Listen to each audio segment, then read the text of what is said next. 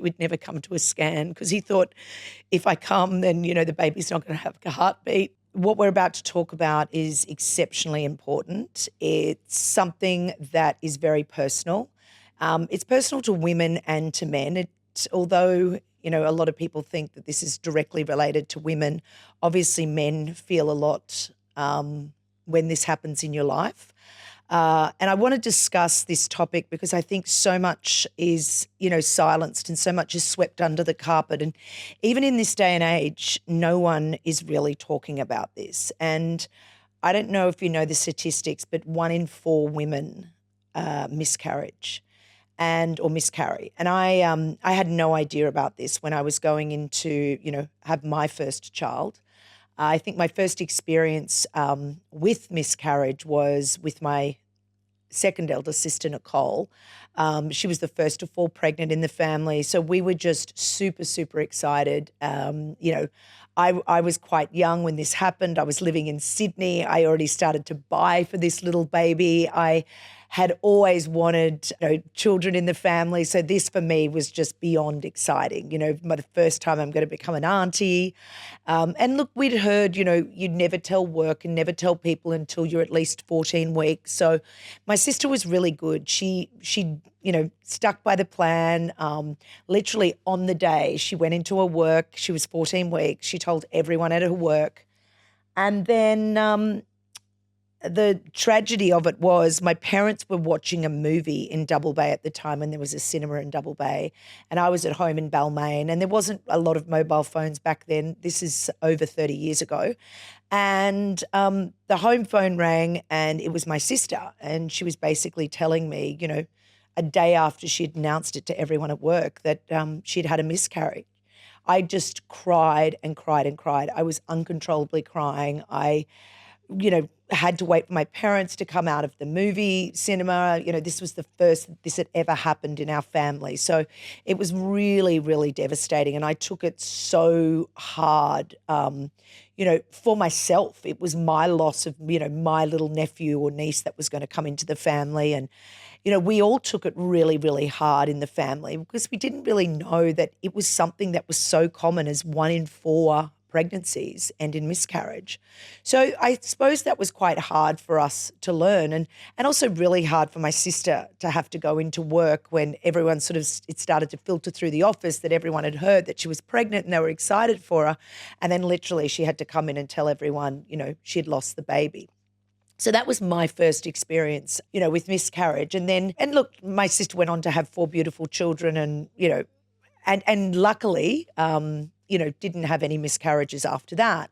And then my other sister, Jacqueline, she, fell pregnant. We were all excited, obviously just kept it amongst the family, really, really careful.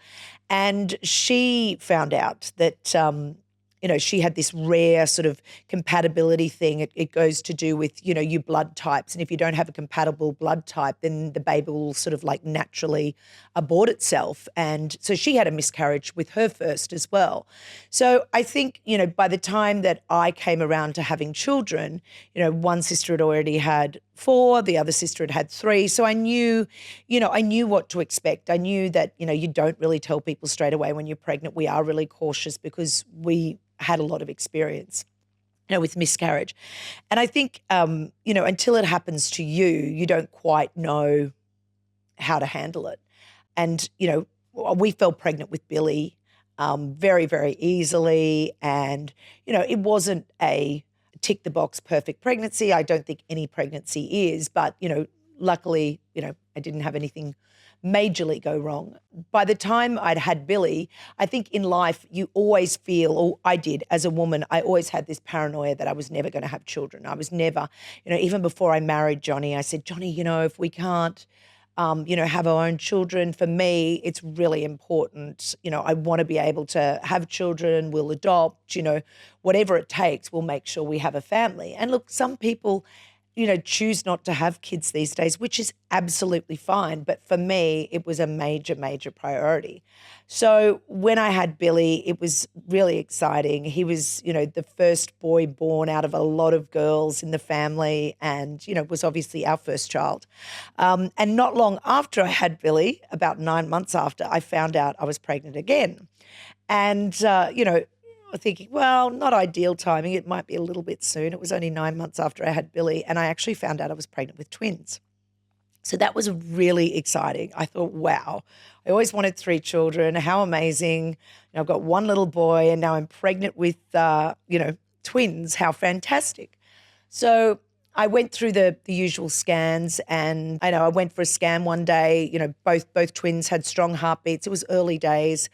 Went for a scan one day and they said, oh, look, one of the twins have disappeared. It's called disappearing twin syndrome. It's a very common thing. It's fine. You've still got one, other child in there. It's very strong. Everything will be okay. A few weeks down the track again, went in and the other baby had passed away. And unfortunately with me, when I miscarry, I don't actually, unfortunately the baby stays inside me. So I have to go into hospital, have a full sort of, curette, full operation. So for me, it was a very physical thing because, you get put, the fact that you're carrying something and it's dead inside you is really, really hard to fathom. And, then the fact that you then have to go into hospital. And this is when I really realized, miscarriage isn't just about the physicality of it. It's really about the husband as well, because I saw the pain that Johnny went through because he didn't want to see me in pain. He didn't want me to be going through everything I was going through, but didn't know how to fix it either. And I think the thing is with our relationship, he was always a Mr. Fix-It. If I was upset, he knows how to make me happy. If, he was just that sort of guy that would always know what to do in a situation. And, here we both were in a situation where you are grieving for something that could have been and might have been. But there's also, the physical side of a miscarriage that obviously a woman goes through. And, he would sort of just sit and wait for me to come out of surgery and, the devastation on his face and the days afterwards, he never quite knew what to say. And I think that's why it's so important that we do talk about this, that we do make it more normal. And, I'm quite a fatalistic person. My belief was, everything happens for a reason. It wasn't meant to be. And a lot of the time they say that a woman might miscarry in order to get her body prepared to have a baby next time. So it's not always, doom and gloom. So after that particular miscarriage was quite hard because I found out that they were twin girls. And I thought, wow, wouldn't have that been amazing? There's Billy and then I'd have these beautiful twin girls. Then I had Nico. And look, you got to look at things and think, oh my gosh, I wouldn't have that beautiful boy now if I hadn't lost those twin girls. So, for me, also the thing is with miscarriage, which a lot of people don't realize, it's the drop in hormones. So all of a sudden one day you're pregnant and then bang, the next day you're not pregnant. And it's that drop in hormone too that they say can make you very emotional. I never, I always believed that, it wasn't meant to be. And so onwards and upwards, then I end up having Nico, which was just incredible. And, loved him, amazing little baby, and he's grown into be a fine young man. But after Nico, I proceeded to lose child after child after child. And that was really, really taxing. It was taxing on my body because to be pregnant for that many times and to lose a child that many times is very, very taxing because your body's like this constantly. 1 minute you're pregnant, next minute you're not, next minute you're pregnant. And it was really interesting, the way my family reacted to every time that I lost a baby. Obviously they'd be upset for me. And, you do blame yourself a lot. You question your body, is your body up for it? Why has my body failed me? Why could my sisters, one have 4 babies so easily, the other one have 4 babies so easily? Why is this happening to me? Is it because I'm an older mum? You start to question, your very existence. You start to question, and also people's opinions as well is quite interesting. So I started to be quite open about, especially with girlfriends, rather than keeping it a secret and waiting to 12 weeks to tell people. I tell people straight away because I think, I want them to know what I've gone through. If I'm going to lose a baby, I want at least my friends and my family to know what I'm going through. So I became a lot more open about it. I had a really big project I was working for on behalf of Macquarie Bank in a project called Northlight, Chatswood. And it was an industrial estate that I was selling. Anyway, I'd found out that I'd basically lost another baby. I had to go and do this massive big opening and, I never forget it rained cats and dogs, but I had all these clients and all these prospective purchasers coming to this day. I had to go, go on with the day, pretend as if nothing had happened, knowing that I'd miscarried again and knowing that I'd have to go into hospital again, which virtually I finished this whole, presentation. I finished this whole, investor meeting and then literally left and went straight to hospital to then have to, lose another baby. And I think, as women, you become very resilient and very strong. It doesn't mean it still doesn't affect you. So by this stage, I was up to I think number 4 miscarriage or something. And, even my mother would turn to me and say, don't you think your body's had enough? Don't you think this is enough? Don't you think, why do you keep trying? And I'm like, well, I'll know when it's enough. I'll know when I've had enough. And I think you've got to be really careful when someone has gone through this, is to really just be there and listen. Because for me, I wasn't upset so much about losing the baby. I was upset about the fact of why is this happening and you don't have the answers. And for me, I'm a very detailed person. I like to have the answer for everything. I think, the doctor that I was with at the time was like, well, obviously you can fall pregnant, obviously just keep going. And, I sort of got to the point where I needed some answers. So then I decided to go to, it's almost like an IVF place, but it's called a miscarriage management clinic. So they test you and you get to the bottom of, what's really going on. By this stage, obviously I'd lost the twins plus another 4. So we're talking 6 babies down. And, the only thing that made me angrier was when someone was sort of saying to me, don't you think enough's enough? Don't you think you've, done enough? And I'm like, well, no, I haven't, because I'll know when I've done enough. So we go to the miscarriage management clinic, they test everything, and they basically said, look, what these children that you've miscarried, I just said, can't you just, test an embryo and put it inside me and everything will be fine and then I can just have the pregnancy? And they said no. Because I had no idea about this, but with IVF, they only sort of test for 4 main abnormalities or 5 main abnormalities. And the things that these embryos or babies had passed away from was, some things were really, really rare. So it was not like they could have tested for that anyway, because they never would have tested for some of these, exceptionally rare.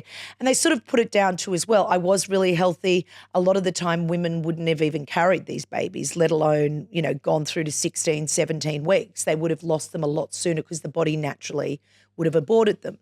So it still really led me to know more answers. The thing that was interesting was the female doctor, and I'm saying a female doctor because you'll know why I'm saying a female doctor, basically said, in order to make fresh sperm, go home and, have sex daily. I was like, oh, right, okay, you sure you're not a male doctor saying this, just to say this to my husband? Has he paid you to say this? Or, so I went away and I thought, after the last miscarriage, I just thought every time going into hospital, every time going under anaesthetic, every time going through this, I probably am done. And we went away on an overseas holiday. And they thought, they did find out it was probably thickening of the blood, because I used to be a really big smoker. When the older you get, your blood does thicken. So they sort of put it down to a thickening of the blood. So they said, look, if you ever get pregnant again and you want to try again, you'll have to inject yourself with a blood thinner. So I was like, yeah, okay. So I went away on holidays to Europe. Smoked my heart out because obviously I wasn't pregnant, and, drank quite a bit of alcohol. And in saying this, I found out I was pregnant when I was over there. And I thought, you know what, I'm just going to finish this packet of cigarettes because at the end of the day, I'm going to lose it anyway. And, whatever, I've been through enough. And this is when I found out that I was pregnant with Milana. And she's exceptionally smart. I'm not promoting alcohol or drinking or smoking whilst pregnant. But, once I found out and I came back, I started injecting myself with this blood thinner and hence got Milana. But I decided when I found out I was pregnant with her that if that didn't work out, that was it for me. I was going to be content with my 2 boys. My body had gone through enough. I mean, because my ligaments were all so softened from being pregnant for literally, a couple of years nonstop because of all the miscarriages, I tore all the tendons off my foot. And the doctor basically said it was because, when you get pregnant, all your muscles and that have to limber up and have to, stretch for the baby and have to become more nimble. And that's why my foot was probably, the tendons on my foot were quite loose. And that's why I ended up hurting myself, was because I'd been pregnant for so long. So I really had decided at that point, after going through each time and really, not falling in a heap emotionally, but it was more physical for me. It really hit me hard physically that Milana was going to be my last shot.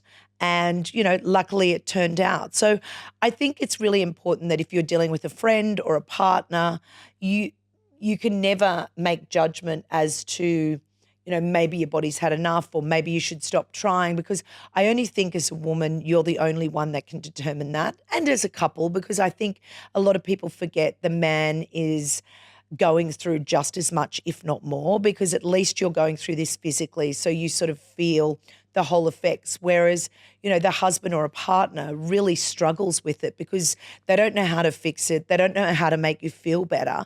And that is the hardest thing for them. And, Johnny and I have discussed this over the years, which at the time we sort of dealt with it by not discussing it. It was sort of, that's our personalities, is just to move on and, get about our day. And, it's not until now that we look back on it and think of how much he actually went through and how much it affected him. And he never talked to anyone about it.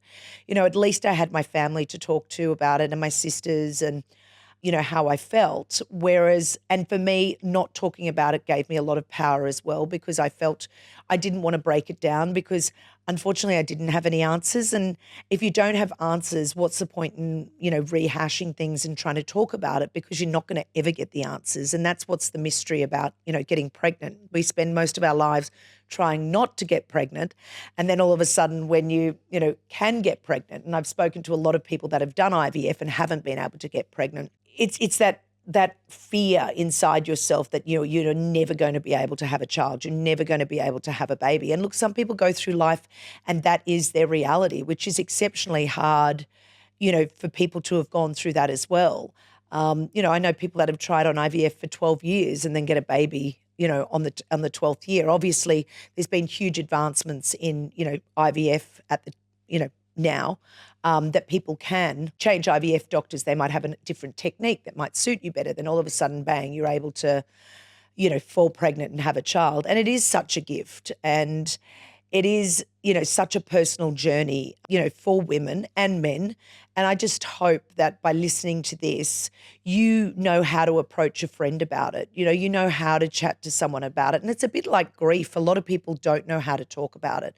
A lot of people are too scared to bring it up. I know now if I ever hear of someone, having a miscarriage and losing a baby, I pretty much reach out to them straight away and say, listen, I've walked that path. I can understand what you're going through, the hurt and the pain and the loss. And also it's the planning, and I'm such a planner. So, the day you fall pregnant, it's like, okay, 9 months from now, this is what I'm going to do. This is what, I'm going to take time off work. I'm going to do this. I'm going to do that. One of my really good girlfriends could never, ever have children. And I know for her, it was so hard because, a lot of women, when they have a child, go on maternity leave and have a break from their careers and, have a bit of a rest and a reset. For her, she never got that. And she just didn't feel right just about taking time off work and taking time out of a career because she didn't have that opportunity with children. So, whether you choose not to have children, whether you can't have children, whether you've been down this miscarriage IVF program, I think what I'm trying to explain from my experience is it's great to be able to talk to people. It's great to be able to reach out. And look, sometimes mum might say something to me that would absolutely trigger me, but I'd say, you know what, mum, I don't want to talk about this at this time. And that does give that person the opportunity. Like, even if you bring it up and you say, I'm really sorry for your loss, because it is a loss that person is going through. They are grieving for the baby that they never got. I had a really good girlfriend that actually went through the entire pregnancy and then had a stillborn. pregnancy is such a gift, and you wait to unwrap that gift. You wait 9 months, almost to 10 months to unwrap this gift, to have this baby. From the time that you have scans, you're wondering, what's this little baby going to look like? What are they going to sound like? And then all of a sudden to have that ripped away from you. And of course you remember the due date. Of course when you remember it was meant to be born. So if I can debunk anything about this, is just to be open and try and discuss it as much as you can. A lot of women feel that, their bodies failed them. They have the guilt that they can't provide a baby to their partner. They find, they feel pressure. They really feel a pressure that they have to have a baby. They want to have a baby. They want to cement their relationship. They want to cement their love. And I think it's really important to acknowledge that when someone does have that loss, you've got to say to them, don't feel guilty about, it just might be that your body's preparing itself for the next pregnancy. I'd always recommend that someone goes and gets both partners, get really thorough testing. And, that way you sort of take the pressure off each other and the question marks as much as you can. And a lot of the time, they won't have all the answers, or a doctor won't have all the answers, and you might have to go get further testing. But I think when you're discussing that with someone is, really saying to them, there are so many options out there, normalizing it for them, going, 1 in 4 women go through this, 1 in 4 pregnancies end in a miscarriage. So this is totally normal. You're not, it's not that your body's failed you. It's not that your body's broken. So really normalizing it for someone is really important, and just reaching out and saying, look, I'm here for you if you want to chat, or when you're ready to chat. I know that this is, a huge moment for you. I know how excited you were to be pregnant, and really just acknowledging that it has been a loss.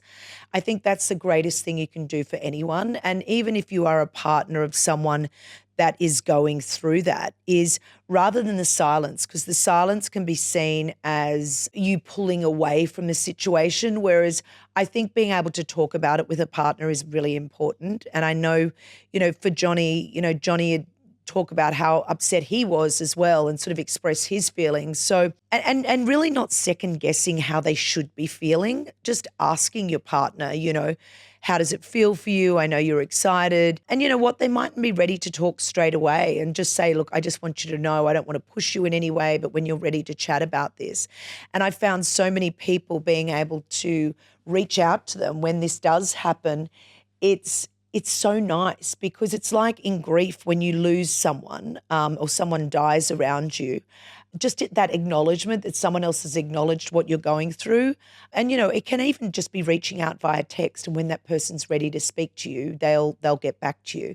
So I think make it normal, make it something that is talked about, and also talked about as a family. There's grandparents waiting to be grandparents that are obviously being disappointed as well. So I think being open and honest about it, and judging by what the mother is feeling and what the mother is going through, really taking the guides from her, because she is the one physically going through this, but also acknowledging the father's loss as well. I think that's a really important place to come from. I'm just trying to think of your own stories as well. Like, like you did go 7 times. Yeah. That's a lot of times. How many years was that in? Yeah, it was close. It was like within a 3-year period. And was it quick? Yeah, I think, each time was different. So sometimes I was like 18 weeks, sometimes I was 12 weeks. So it really differed every time, I was pregnant. But you also become quite paranoid, obviously, in your head every time you think, oh my God, is there still going to be a heartbeat? Every time you go for a scan, poor Johnny ended up becoming so paranoid that he thought he was bad luck. It's so sad. It makes me get really upset just thinking about it. So he became so paranoid that he was bad luck. He would never come to a scan, because he thought, if I come, then, the baby's not going to have a heartbeat. So, it was really hard on him as well, I think. Obviously I know it was really hard on him. And I think the paranoia is the hardest thing to get through, because once it's happened once, twice, 3 times, 4 times, 5 times, 6 times. And then, when I lost the 7th time, I sort of was really angry as well. I just thought, like, why is this happening to me? Why do other people are able to have, a baby so easily? I wasn't old. I was 38 when I was, trying for the last ones. But I think it's that whole, you can't actually enjoy the pregnancy. It becomes so much full of, paranoia and, am I going to keep it? Am I going to lose it? And trying to, like, it's a real mind fuck to make your mind believe that it's going to be okay. And I'm such a positive person, and I'm so, like, I would basically write down positive reinforcements every day. My baby's healthy, I'm happy, because I had to trick my mind, because if I actually thought about it and thought that I'd already lost 7 babies previously and how hard each of those times were. I mean, one lot was twins, so it was 6 pregnancies. But each time what I went through, what Johnny went through, to stop that paranoia is the hardest thing ever. And I think that's what you've got to remember. You've got to remember that, every pregnancy is different, and you can't put those same paranoias. They say it's like coming into a relationship, with all this baggage of what a boyfriend's treated you beforehand or what someone's done beforehand. You're bringing that baggage through, but that's exactly what a miscarriage is. Every time you have another miscarriage, it's more baggage. And, for me, I didn't want that to really affect me. And I suppose when I found out I was pregnant with Milana, for me, I really wanted to know the sex of the child, because for me, I knew Johnny's mum had passed away. And I said to her before she passed, I said, if you can get me a baby, because obviously she went through all the miscarriages with me as well. And, she was really upset. She was struggling with cancer at the time. So also I was under a lot of stress with work. I was running a business. I was, nursing her. She was at Prince of Wales Hospital, with cancer. Johnny was traveling a lot. So a lot of the time I'd say to them, do you think it's stress? Do you think I'm too stressed? That's why I'm losing a baby. And the doctors would always say, you can't lose a baby because of stress. And I think that's bullshit. I actually do think that stress does have a huge amount to do with, how your body reacts. And I think at the time my body was so stressed out. And then every time I got pregnant again, I was probably doing too much as well. And I think we can do everything and have everything all at once. And, I was running my own business. I already had, 1, 2 children. And, I was going at 1,000,000 miles an hour, literally. I think sometimes you do have to listen to your body. And I know when I fell pregnant that last time with Milana, I knew that this was my last shot. So I did slow down. I did listen to my body.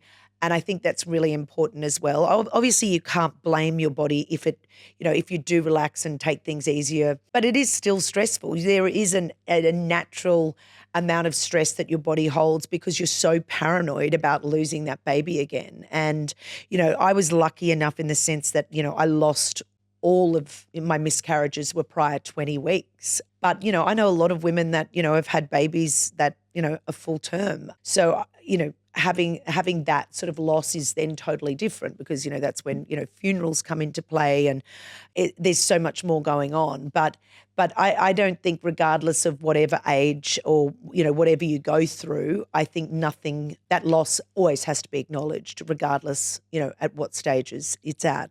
And it's really important to believe that your body is strong regardless of whether you've had miscarriages or not. And, giving yourself that positive reinforcement. And, it's easy to say, don't be paranoid because our minds are powerful things. And especially when you've got pregnancy hormones mixed in there as well, it does make it really difficult. But, if I can say from, my perspective, if anything that you can do is, try and relax, try and voice your concerns, try and fill yourself with positivity, do things you love to do, go for walks, exercise, eat well, do everything you can do and know that it's not your fault and know that, don't carry that guilt.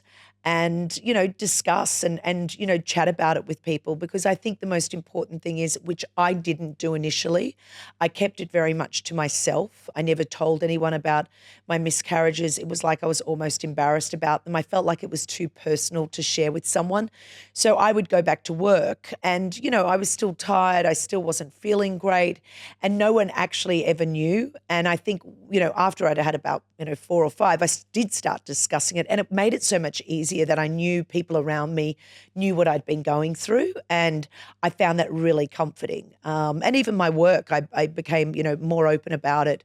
And, once you do, so many people have a story. Once you start discussing it, being open, you don't realize how many other women have gone through the exact same thing. So it's important to be open and honest, trust in yourself and trust in, that open and honesty, and that, it will happen. You will end up getting the child that you want to have.